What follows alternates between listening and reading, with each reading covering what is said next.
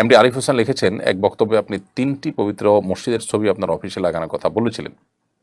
এটা ধীরে ধীরে ছবি পূজা রূপ নিতে পারে কিনা, পরবর্তী প্রজন্ম বিষয়টি ভুলভাবে নিতে পারে কিনা, এরপরে আপনার ব্যাখ্যা কামনা করছি। এমডি আরিফ হোসেন ভাই, আমরা মূলত মসজিদে মক্কার মসজিদে হারাম, মসজিদে নববী, মদিনার মসজিদে নববী এবং ফিলিস্তিনের বাইতুল মাকদিস, এই 3 মসজিদের ছবিকে টাঙিয়ে রেখে মূলত ফিলিস্তিনের যে চিন্তা চেতনা, ফিলিস্তিনের মাজলুম মানুষদের প্রতি আমাদের যে সিম্প্যাথি, এটাকে স্থায়ী করবার জন্য আমরা পরামর্শ দিয়েছি। তবে আমার মনে হয় না যে এটা পরবর্তীতে আপনার ছবি পূজায় রূপ নিতে পারে, কারণ সাধারণত মসজিদের ছবি টাঙিয়ে রাখলে সেটাকে স্থাপনাকে পুজো করা হতে পারে, এরকম সম্ভাবনা আমার কাছে একেবারে ক্ষীণ মনে হয়। তারপরও এ বিষয়ে বিশেষজ্ঞ ওলামায়ে কেরামরা ভালো বলতে পারবেন, আমরা আরও ভাবি। আমার মনে হয় না যে এটি আপনার পূজার কোনো বিষয়ে পরিণত হতে পারে। শুধুমাত্র ফিলিস্তিনের মাজলুম মানুষদের প্রতি আমাদের যে সিম্প্যাথির চেতনা, সেটাকে জাগরুক রাখবার জন্য আমরা এই পরামর্শ দিয়েছি। এবং ইতিমধ্যে কাবার ছবি বিভিন্ন জায়গায় থাকে, মসজিদ নবীর ছবি বিভিন্ন জায়গায় থাকে, তখন তো পুজোর প্রশ্নটি কেউ তোলেনি এবং কোনো আলেম সেটা নিষেধও করেননি। তাহলে সেক্ষেত্রে ফিলিস্তিনিটা যুক্ত হলে সেটি কেন নিষিদ্ধ হবে, আমার বোধগম্য নয়। এরপরে স্বপ্নের পৃথিবী PJL এই আইডি থেকে আপনি লিখেছেন, বাবার পরিচয় নেই এমন মেয়ে বিয়ে করে সংসার করছি, এই কারণে অনেকে কটু কথা বলছে। পিতৃ পরিচয়হীন মেয়েকে বিয়ে করা সম্পর্কে ইসলামে কোনো নিষেধাজ্ঞা আছে কিনা? নিষেধাজ্ঞা তো নাই, বরং এরকম কোনো মেয়ে গৃহীত বা তিনি আপনার দুর্বল বা নানা কারণে বিয়ে হচ্ছে না, এরকম মানুষকে বিয়ে করার কারণে আপনি আল্লাহর কাছে আরও সওয়াব পাবেন ইনশাআল্লাহ তাআলা। কোনো মেয়ের বাবা খুঁজে পাওয়া যাচ্ছে না বা বাবার সন্ধান পাওয়া যায় না, এটার কারণে যে মেয়ে দোষী হবে, কোনো প্রকার তাকে বিয়ে করা যাবে না, এরকম কোনো বিষয় নেই। বিধায় যারা এই সম্পর্কে কটু কথা বলছেন তারা ভুলের মধ্যে আছেন, তারা অন্যায় কাজ করছেন, তাদের বরং আল্লাহ তাআলার কাছে তওবা করা উচিত। মোস্তাফিজুর রহমান ফাহিম লিখেছেন, কম্পিউটারের পাইরেটেড সফটওয়্যার ব্যবহার করা জায়েজ আছে কিনা দয়া করে জানাবেন। পাইরেটেড সফটওয়্যার ব্যবহার করার ব্যাপারে আগে আমরা একটা প্রশ্ন উত্তরে বলেছিলাম যে বড় বড় কোম্পানিগুলো তারা বাংলাদেশের মতো দেশ, যে দেশ উন্নত নয় বা গরিব দেশ, নিম্ন মধ্যবিত্ত মানুষের দেশ, সেই দেশে তাদের অনেক কোম্পানি আছে যারা আসলে তাদের সফটওয়্যার বিক্রির অপশনে সেভাবে রাখেনি।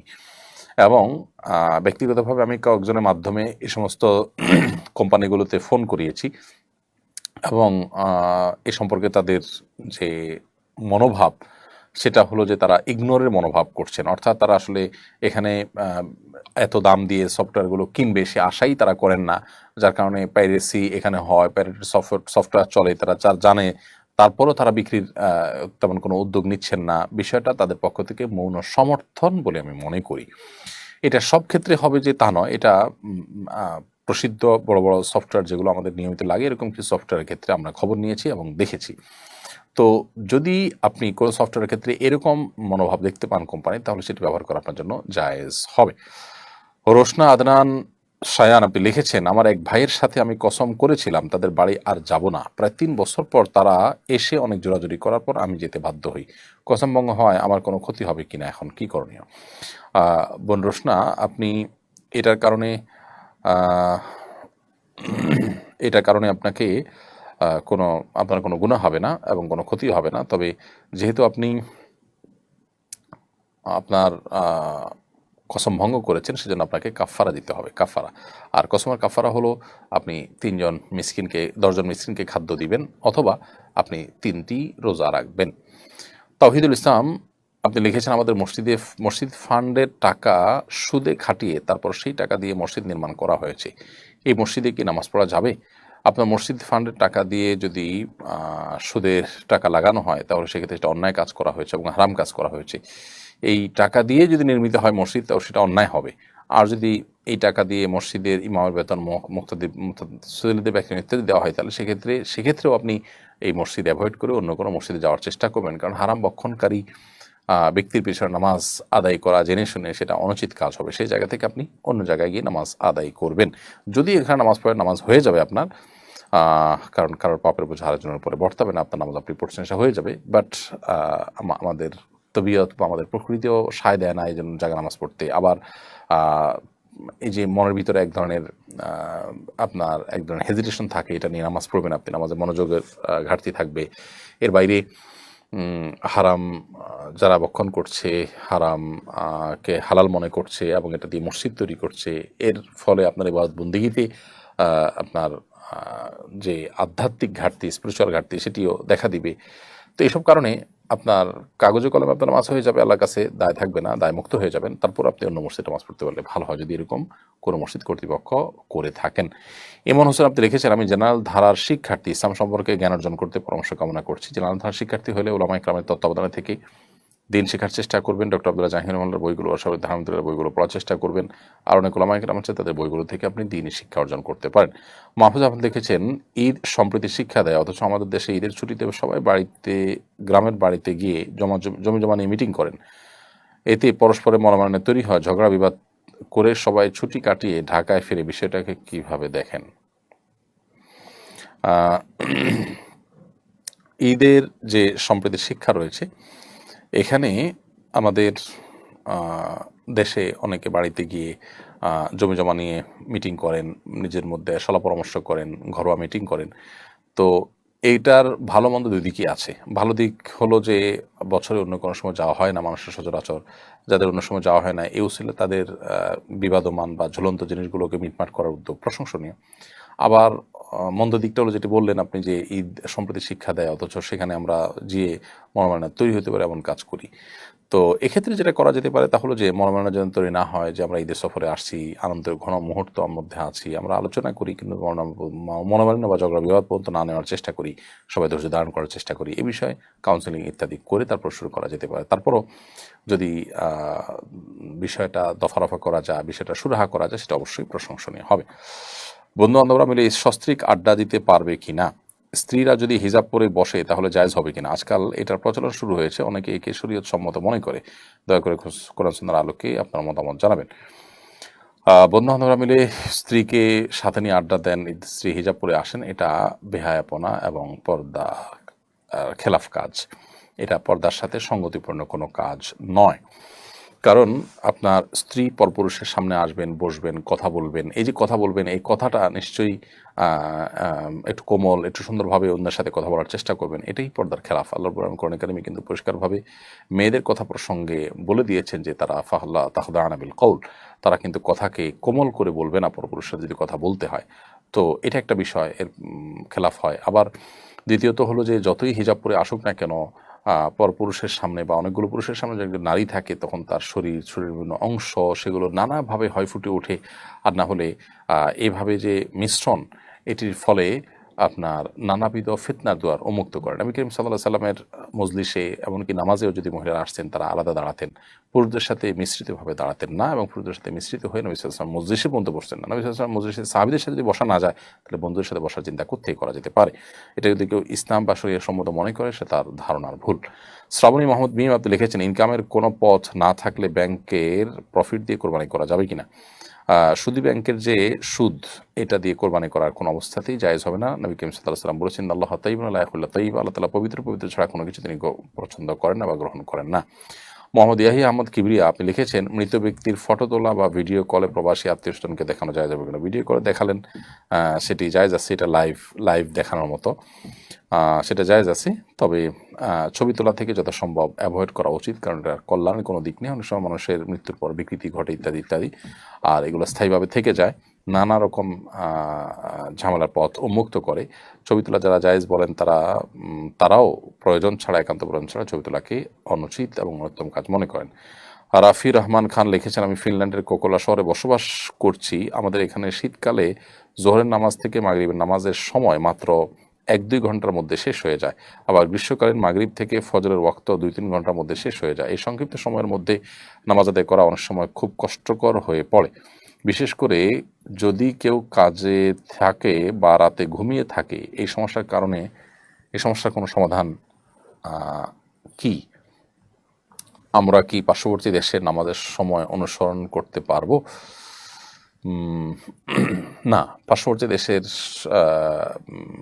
অনুসরণ না করে বরং কোনো দেশে যদি সূর্য ওঠে, সূর্য ডুবে এবং সেটা অল্প পরিমাণে হয়, তাহলে সেক্ষেত্রে আপনার ওই দেশের সময় অনুযায়ী আপনাকে নামাজ পড়তে হবে। 2 ঘন্টা শুধু রাতে পাচ্ছেন, তাহলে সেক্ষেত্রে সন্ধ্যার পরে যতটুকু সময় এশার ওয়াক্ত হওয়ার কথা ঠিক ততটুকু পরেই, কারণ এটা প্রকৃতির অবস্থা পরিবর্তনের উপর নির্ভর করে আপনার নামাজের ওয়াক্ত হয়ে থাকে আমরা জানি। অতএব সূর্য ডুবার পর মাগরিব তার কিছুক্ষণ পরেই এশার ওয়াক্ত হয়ে যাবে, যেহেতু 2 ঘন্টা সারা রাত থাকে, অতএব কিছুক্ষণ পরেই এশার নামাজ পড়বেন। অর্থাৎ এই টাইমটা মেনটেন করবেন, সেটা আমাদের কর্তব্যের অংশ। পার্শ্ববর্তী দেশের টাইমিং অনুসরণ করে নামাজ পড়বেন না। তালুকদার এমডি মিঠু আপনি লিখেছেন, ওমরা করার পর চুল কাটার আগেই ভুলে এহরাম খুলে ফেললে করণীয় কি? এহরাম খুলে ফেলেছেন তাদের সমস্যা নেই, কিন্তু এহরাম খুলে যদি সেলাই করা পোশাক পরেন এবং সেটা পরে থাকেন অনেক সময় ধরে, তাহলে সেক্ষেত্রে অবশ্যই আপনাকে দম দিতে হবে।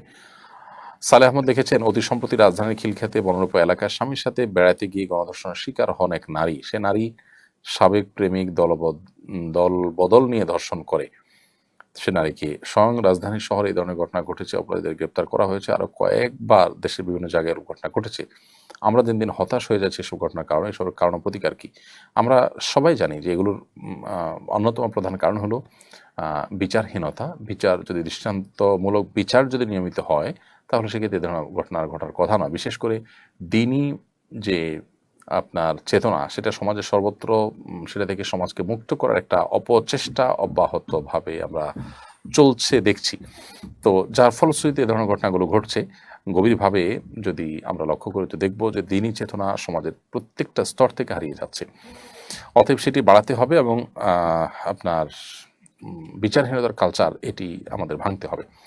মোহাম্মদ রাসেল আপনি লিখেছেন, সফর শুরু করার সময় নামাজের ওয়াক্ত হওয়ার পরেও নামাজ আদায় না করে কিছু দূর এগিয়ে কসর আদায় করা যাবে কিনা?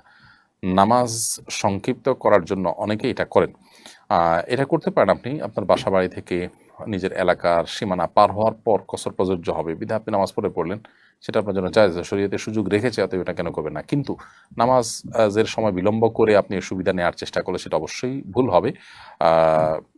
নামাজ আউয়াল ওয়াক্তে পড়া সাধারণ অবস্থাতে মুস্তাহাব, উত্তম কাজ। সেই উত্তম কাজ আপনি শুধুমাত্র ছাড় নেওয়ার জন্য যদি তরক করেন, তো সেটা অবশ্যই ভুল হবে।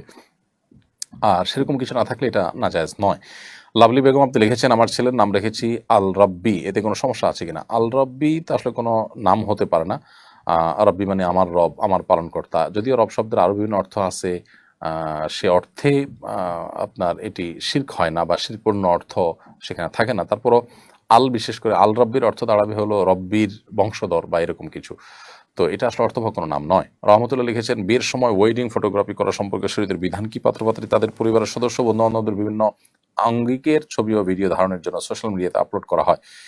এইটাই এখনকার ট্রেন্ড। কোরআন সুন্নাহর আলোকে বিষয়টা খোলাসা করবেন। প্রথমত, এগুলোতে নারী পুরুষের মিশ্রণ থাকে এবং হালাল হারাম বাজ বিচার থাকে না, পর্দার বাজ বিচার থাকে না, এবং এই সমস্ত ভিডিওতে মিউজিক্যাল ইনস্ট্রুমেন্ট ব্যবহার করা হয়, সেগুলোর কারণে এই কাজ করা জায়েজ নয়, গুনাহের কাজ। যদি আপনি হারাম হালাল মেনটেন করে শুধু ছেলেদের ছবি তুলবেন, মেয়েদের ছবি মেয়েরা তুলবে এবং সেখানে প্রকার সোশ্যাল মিডিয়াতে প্রচার হবে না, সেখানে মিউজিক থাকবে না, এরকম বহু যদি পর সেটা জায়েজ হতে পারে। সাধারণত সেরকম হয় না, সেজন্য এটা মৌলিকভাবে আমরা নাজায়েজ বলি। জিয়াউল ইসলাম লিখেছেন, ঘুমানোর পর যদি কারো আত্মবিশ্বাস থাকে যে তার বায়ু বের হয়নি, তাহলে নতুন উজু করা আবশ্যক কিনা? বায়ু বের হোক বা না হোক, ঘুমাইলে আমাদের উজু করতে হবে। কারণ বিষয়টি আপনার শুধুমাত্র বায়ু বের হওয়াকে কেন্দ্র করেই যে হয় তা নয়।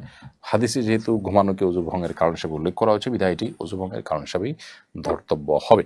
যদিও এখানে বায়ু বের হওয়ার সম্ভাবনার থাকার কারণে এই বিধানটা হয়েছে বলে ফুকাহা একরাম উল্লেখ করেছেন, কিন্তু এর বাইরে এটা সাধারণভাবে হাদিস নিষিদ্ধ হওয়ার কারণে কেউ ঘুমাইলে, এবং যদি ঘুমটা যেরকম ঘুম হলে উযু ভঙ্গ হবে সেই পর্যায়ের ঘুম হয়, তাহলে সেটি অবশ্যই উযু ভঙ্গের কারণ হবে। আলিফ মন্ডল আপনি লিখেছেন, কোনো আইটি প্রতিষ্ঠানের হয়ে যদি কেউ স্টুডেন্ট ভর্তি করানোর জন্য কাজ করে এবং সেখানে যদি কিছু অনিশ্চিত বিষয় এবং কিঞ্চিত মিথ্যা থাকে, তাহলে কি সেই কাজের টাকা হালাল হবে? আইটি প্রতিষ্ঠানের হয়ে যদি আপনি স্টুডেন্ট ভর্তি করানোর জন্য কাজ করেন এবং সেখানে প্রতারণা যদি থাকে, মিথ্যা যদি থাকে, তাহলে সেই টাকা তো আপনার জন্য হালাল হবে না, সেখানে কাজ করা জায়েজ হবে না, কারণ অন্যায়ের সহযোগিতা হবে দিন শেষে। আর রাগিব হোসেন প্রান্ত আপনি লিখেছেন, আমি রাতে ঘুমানোর আগে 3 কুল আয়াতুল কুরসি পড়ি, পরবর্তীতে পুনরায় ওয়াশরুমে গিয়ে ফিরে আবার ঘুমানোর সময় কি পুনরায় পড়তে হবে? রাতে ঘুমানোর আগে যদি আপনি 3 কুল পড়েন, আয়াতুল কুরসি ইত্যাদি পড়েন, তাহলে এরপরে শোয়ার পর আপনি ওয়াশরুমে গেলে আর পুনরায় এটা পড়তে হবে না। নাইম নূর লিখেছেন, আমি সৌদি আরবের মক্কাতে থাকি, এখানে বিকাশের বা নগদের ব্যবসা করতে চাচ্ছি। আমি এখান থেকে রিয়াল নিব আর বাংলাদেশ থেকে বিকাশে দিয়ে দিব, এরকম কি ব্যবসা করা যাবে? পরে রিয়াল কিছু ব্যাংকে আর কিছু হুন্ডিতে পাঠাবো। যেহেতু এখানে আপনার উপার্জিত টাকা হুন্ডির মাধ্যমে আপনার চোরাচালানি এবং ঘুষখোরদের অবৈধ উপার্জনকারীদের সহযোগিতায় যাবে, সেজন্য এই জিনিসটা আপনার জন্য জায়েজ হবে না। মোহাম্মদ সাইফুল্লাহ আপনি লিখেছেন, বাথরুমে থাকা অবস্থায় কোনো বিষয় নিয়ে চিন্তাভাবনা করা কি অপছন্দনীয়? বাথরুমে যত দ্রুত সম্ভব কাজ শেষ করে বেরিয়ে আসতে হবে। এখনকার যে সভ্যতা, বিশেষ করে পশ্চিমা সভ্যতা, সেখানে বাথরুমে পত্রিকা পড়া, বিভিন্ন কাজ করা, বই পড়া ইত্যাদির কালচার রয়েছে, যেটা ইসলামের দৃষ্টিকোণ থেকে কোনো পছন্দনীয় কাজ নয়, এবং এটা আপনার সাধারণভাবে চিন্তা করলেও এটা কোনো উন্নত রুচির কথা নয়। এই জন্য দ্রুত সম্ভব সাথে সে বাথরুমের কাজ শেষ করে আমরা বেরোয় আসবো। তবে সেখানে বসে মনে মনে কেউ চিন্তাভাবনা করলে সেটি গুনাহ হবে না। চিন্তাভাবনার জন্য যেন এটাকে আলাদা ফিক্স করে নেওয়া না হয়, প্ল্যান মাফিক যেন না হয়। এমডি তালহা ইসলাম আপনি লিখেছেন, কীভাবে পরিবারের মানুষদের ভালোবাসা অর্জন করব? নবী করিম সাল্লাল্লাহু আলাইহি ওয়াসাল্লামকে জিজ্ঞাসা করা হয়েছে মানুষের ভালোবাসা কীভাবে অর্জন করতে হবে। তিনি নবী সাল্লাল্লাহু আলাইহি ওয়াসাল্লাম বলেছেন যে, মানুষের কাছে যা আছে সেটার প্রতি লালায়িত না থাকলে মানুষের ভালোবাসা অর্জন করা সম্ভব। নয়ন হোসেন আপনি লিখেছেন, আমি কিছুদিন যাবৎ মৃত্যু নিয়ে ভয় পাই, মনের মধ্যে কুচিন্তা আসে, এ নিয়ে আমি খুব সমস্যায় আছি, মুক্তির উপায় কি? মৃত্যু নিয়ে ভীতি, এটা কোনো কোনো ক্ষেত্রে রুকিয়া রিলেটেড সমস্যার কারণে হয়ে থাকে, সেহের ইত্যাদির কারণে হয়ে থাকে। অতএব আপনি ভালো কোনো রাকির শরণাপন্ন হতে পারেন, সেই সাথে কোনো সাইকিয়াট্রিস্টেরও শরণাপন্ন হতে পারেন। অতিরিক্ত বা মাত্রাতিরিক্ত যদি মৃত্যুভীতি থাকে তাহলে সেক্ষেত্রে এই পথে আপনি যেতে পারেন। আর মাঝে মধ্যে মৃত্যুর কথা স্মরণ হয়তো মন্দ করে কিছু নয়। মাসুদ রেজা লিখেছেন, সুদখোর বা ঘুষখোর এর থেকে কি মসজিদের উন্নয়নের জন্য কোনো অনুদান বা টাকা নেওয়া যাবে? মসজিদ বা দিনী কাজ করার ক্ষেত্রে হালাল টাকা নেওয়া উচিত, হারাম টাকা দিনী কাজে নেওয়া উচিত নয়। জেনে শুনে হারাম টাকা নেওয়া উচিত নয়। কারণ হালাল হারাম দুরকম উপার্জন থাকলে নেওয়া যেতে পারে, যেহেতু তার হারাম দুরকম উপার্জন আছে, সে কোনটা দিচ্ছে নির্দিষ্ট করে আমি জানি না, কিন্তু একজনের শুধু হারাম উপার্জনই আছে, সেটা আল্লাহর ঘরে ব্যবহার করা অনুচিত কাজ। বাইজিদ মোহাম্মদ সুহিন আপনি লিখেছেন, আমি কাজের সুবাদে মদিনা শরীফের পাশেই থাকি, আমি প্রায় সেখানে একটি বিষয় লক্ষ্য করি, অনেক হাজি ইমামের আগে নামাজে দাঁড়িয়ে নামাজ আদায় করেন। এ বিষয়ে যদি একটু বলতেন। ইমামের আগে দাঁড়িয়ে নামাজ আদায় করেন বলতে আমি ঠিক বুঝতে পারি না যে ইমামের আগে শুরু করেন। ইমামের আগে যদি শুরু করেন জামাতের নামাজ, তাহলে তো তার সে ইক্তেদা সহিহ হবে না, সে নামাজ তার সঠিক হবে না। আর আপনি এখানে সম্ভবত যেটি বোঝাতে চাইছেন যে ইমাম যে বরাবর দাঁড়ায় তার সামনে দাঁড়ায়, তো এরকম যদি হয় তাহলে তার নামাজ হবে না, ইমামের বরাবর যদি সামনে দাঁড়ায়। এমনি মোতালেব আপনি লিখেছেন, আমার আব্বা ইন্তেকাল করেছেন, তার জন্য দোয়া করবেন। আমরা অবশ্যই দোয়া করি ভাই মোতালেব, আল্লাহ তাআলা আপনার বাবার প্রতি রহম করুন, তাকে জান্নাতের মেহমান হিসেবে কবুল করুন। এমনি সালমান মাহমুদ আপনি লিখেছেন, অনেক পুরুষ স্টেনলেস স্টিল, লোহা বা এরূপ অন্য ধাতুর তৈরি আংটি ব্যবহার করে থাকে যা রূপার নয়, এ ধরনের আংটি ব্যবহারের বিধান কি? একজন মুসলিম পুরুষ তিনি রূপার আংটি ব্যবহার করতে পারেন, লোহা বা আপনার পিতল এই সমস্ত আংটি ব্যবহার করা হাদিসে নিষেধ রয়েছে। লোহা এটা জাহান্নামীদেরকে পরানো হবে, কোনো মুসলমান সেটাকে তার অলঙ্কার হিসেবে ব্যবহার করবে না, এবং আরও নানা কারণে নবী সাল্লাল্লাহু আলাইহি ওয়াসাল্লাম এই ব্যক্তির হাতে এগুলো দেখে তাকে নিষেধ করেছেন এগুলো পড়তে, এই জন্য রূপার আংটি পুরুষ পড়তে পারেন। এমডি আতিকুর রহমান আপনি লিখেছেন, আমি প্রবাসে থাকি, নামাজ মসজিদে আদায় করে থাকি, মসজিদের ইমাম অনেক মুরব্বী হওয়ায় ঠিকমতো বসতে পারেন না, হেরান দিয়ে পা সামনে দিয়ে বসেন, সেক্ষেত্রে আমাদের নামাজ তার পিছনে প্রাসই হবে কিনা দয়া করে জানালে উপকৃত হব। নামাজ হয়ে যাবে, কিন্তু এরকম মাজুর ব্যক্তিকে ইমাম বানানো অনুচিত।